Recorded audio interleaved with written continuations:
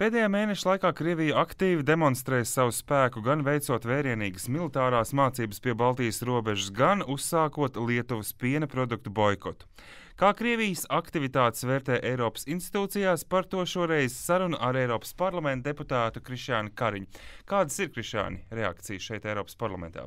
Eiropā, protams, skatās ar ļoti vērīgu aci, kas notiek. Manuprāt, jāsaprot, ka Krievijas aktivitātes pēdējā laikā, tātad gan lielās militārās apmācības Kaļiņingradā, gan arī, piemēram, viņas boikots Lietuvas produktiem, saistās ar vienu lietu. Krievija jūtās vāja, un viņa faktiski Eiropā un pasaulē pakāpeniski zaudē savu ietekmi. Konkrēti, tagad Eiropas Savienība tuvojās tam, ka viņa varētu parakstīt Ukraina sadarbības līgumu ar Eiropas Savienību, kas faktiski skaidri nostādītu Ukrainu uz ceļu, kas viņu tuvinātu Eiropas Savienībai. Krievijai šis būtu milzīgs zaudējums. Ukrainai 50 miljoni iedzīvotāji, tas faktiski ir tas lielākais kumos, ko Eiropa varētu iegūt savas, teiksim, sadarbības partneru paplašināšanas ziņā, un ko Krievija varētu zaudēt. Un viņi saprot paši, manuprāt, ka viņiem tā ietekme zaudēt, jo viņi jau var tikai noturēt ar šantāžu. Paskatieties, kādā veidā viņi rīkojās ar savām gāzes cenām un kā viņi ar savu importu aizliegumiem. Krievija mēģina saturēt faktiski ar visām nepareizām metodēm,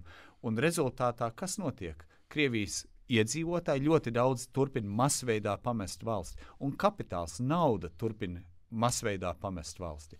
Acīm redzot, netic tam modelim.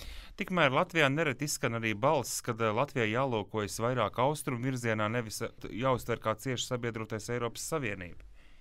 Tur es domāju, ka mēs varam paskatīties kaut vai uz to pašu Ukrainu vai uz Armēniju, Moldovu. Var tikai atkārtot. Krievija ar saviem sadarbības partneriem mēdz darboties ar šantāžu un piespiedu metodēm. Kā darbojas Eiropas Savienība?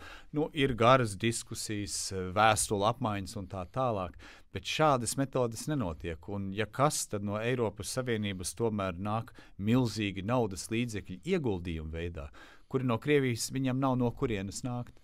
Paldies! Jūs dzirdējāt sarunu ar Eiropas parlamenta deputātu Krišjānu Kariņu, pārraide tapusi sadarbībā ar ETP grupu Eiropas parlamentā.